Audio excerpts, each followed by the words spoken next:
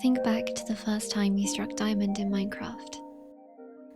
Even though you might not remember the very first time you found them, I can bet that most times you come across the ore, even now, you still get a little bit excited. Today we will learn about diamonds, both in Minecraft and in the real world, and see how they differ. Understanding diamonds may not make you better at finding them, or better at Minecraft in general, but knowledge is power, and maybe your friends would be so impressed by some of these facts. Hi, I'm Millie, and I am by no means an expert geologist, but I do like researching and learning about various topics, and I hope I can share some of what I found today. Okay, let's get into it. Diamonds were added to Minecraft in 2010, in version 0.31, and they were actually added as emeralds, but it seems like this was just a placeholder name, or something. Either way, this name was quickly changed to diamonds, and emeralds would be added later as villager trading currency. You can find diamonds at Y levels below -16-ish, and optimally between -50 to -64. A common method to obtain them is the classic strip mine, and I've seen my friends perform a sort of claustrophobia-inducing trapdoor method, and I can't say that's for me. But when the caves were revamped in the Caves and Cliffs update, it made a more natural style of mining arguably more efficient, exploring large caves and finding diamonds just out in the open. Although this is a little bit more difficult if you're not prepared for combat and or falling, but if I am playing alone, I have to say that making your own mine is a lot comfier. Diamonds in almost all cases are required for beating the game. You need diamond to craft a diamond pickaxe, to then mine obsidian to access the nether. From here, you can get blaze rods to craft Eye of Ender, and well, you probably know the rest. Diamond also used to be the strongest armor in the game, but with the introduction of netherite in 1.16, you could now farm for hours, and maybe find enough ancient debris to then make a netherite ingot, and then find and duplicate a netherite upgrade template using even more diamonds, to then upgrade your pre-existing diamond armor. And then, after all of that, you could be blasted into the abyss by the Ender Dragon and lose it all anyway. Not that I'm speaking from experience or anything. Diamond also has plenty of other uses, aside from armor and tools. They can make diamond-colored trims for said armor, diamond blocks for gaudy beacon pyramids, enchanting tables, and most importantly, the jukebox. Now this is already such a neat parallel I wanted to talk about. The reason Minecraft jukeboxes require a diamond in their recipe is because some turntables, even historically, actually use a diamond tip on their record arms, the part you lower onto the disc. Records are delicate, as are the grooves, and diamonds prove to be more durable than metal, giving both the disc and the arm a longer lifespan. But yeah, I guess it is a bit annoying that you have to use one just to hear Pigstep in game.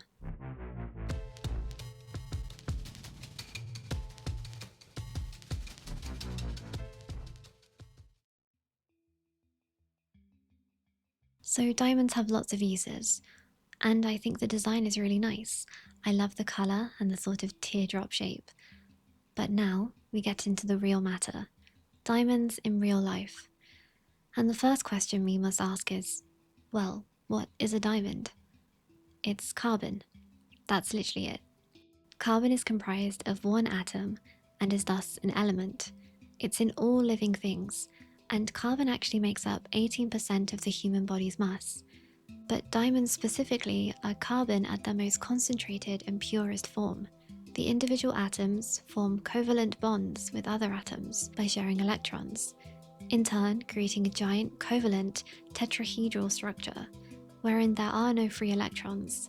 This is what makes diamonds so strong, their composition. Similar carbon materials like graphite too have a large covalent structure, but the bonds are like layers, and they're not connected by other bonds, and there are free electrons within the structure, thus making it a far weaker material. So where are they found?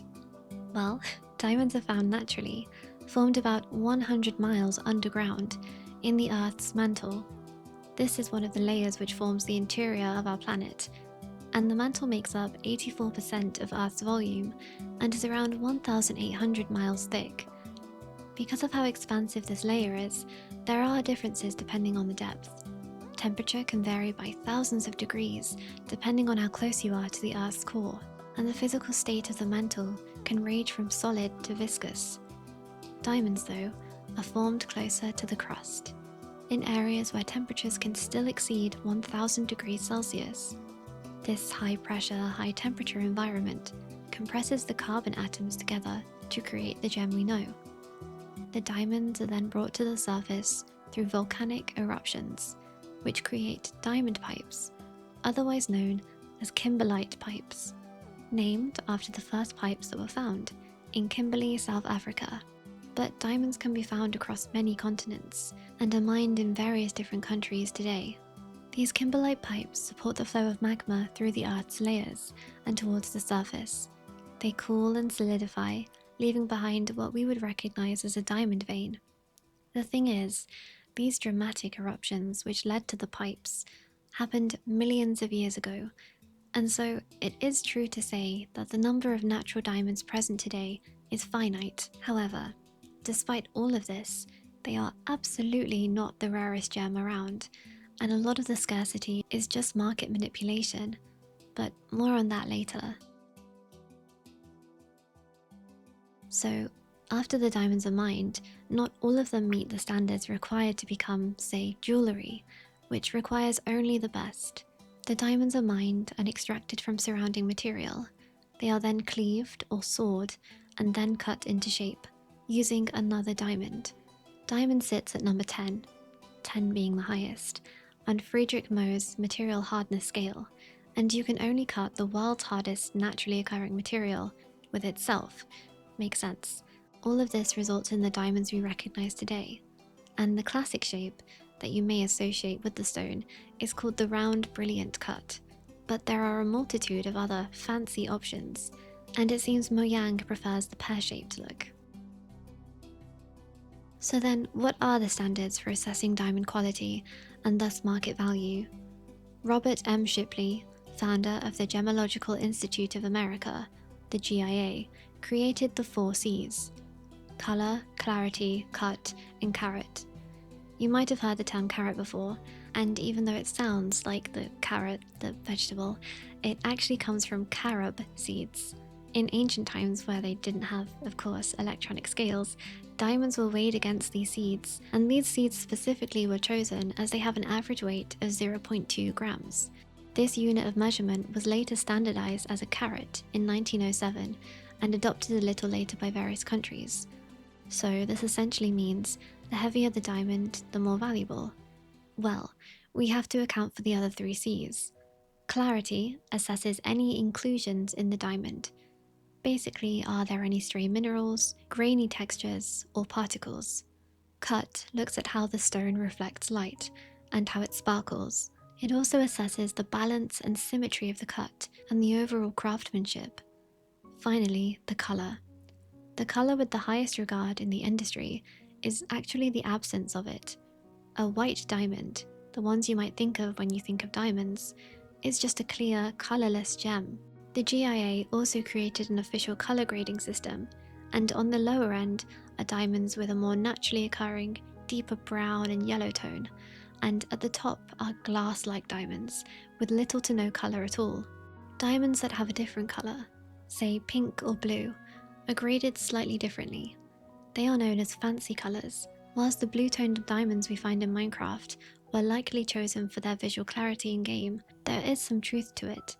Natural diamonds can be blue, with a 0.02% chance, and this is usually due to the presence of the chemical element boron during their creation. So why are diamonds so coveted amongst collectors, especially when they are not the rarest precious stone? Well, as it turns out, the diamond industry is controlled only by a few groups, and for a long time, the De Beers Consolidated Mines Limited had the monopoly. They're a British company operating out of South Africa, and they used to produce half of the world's diamond supply. Nowadays though, this is down to about 30%. And they even stockpiled diamonds from other countries, only releasing a limited number for sale each year. And when you control the market like this, you control the availability and the prices. However, what really makes this cartel so successful is their shockingly effective marketing scheme. Ever heard of the phrase, "a diamond is forever"? That was De Beers. Well, the NWA advertising agency hired by De Beers. Prior to the 1940s, engagement rings were, sorry, but far more interesting, with much more unique and varied stones being used, like turquoise and rubies, and they generally were much simpler and had smaller stones. But diamonds quickly became the new staple for commitment, with 80% of engagement rings in the US having diamonds by 1950, and that notion persists even today. Just searching up images of engagement rings will have you looking at almost only ones with diamonds. And even I have heard that it's expected by some for one partner to spend 2 months' salary on an engagement ring. I guess the more expensive the ring, the more you love them, right? Not only were people encouraged to buy the most fancy, expensive diamonds that they could, but owners of those diamonds were then encouraged to pass them down as family heirlooms and not to sell them. This restricts the second-hand market too, meaning that De Beers can further limit the amount of diamonds in circulation, giving them more of a monopoly. There is also the matter of conflict or blood diamonds, and this is a topic that can be talked about extensively, but I'm not going to go too much into it here. But these are diamonds that are mined, usually with human rights violations, to both adults and children, and then sold to finance rebel movements against legitimate governments in countries at war. To try and counter this, the United Nations created the Kimberley Process. This is also where that definition comes from, and this aimed to track a diamond's journey to market, ensuring it was conflict-free. And now, there are estimates that 99.8% of diamonds presently on the market are in fact conflict-free.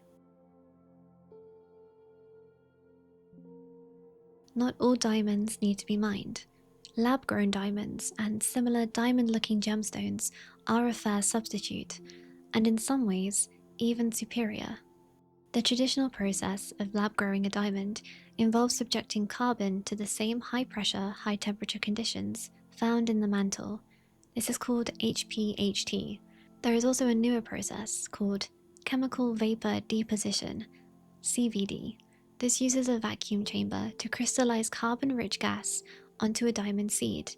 This is a thin piece of pre-existing diamond. Depending on the size of the desired diamond, both methods take some time to produce the gem, ranging from a few days to weeks at a time.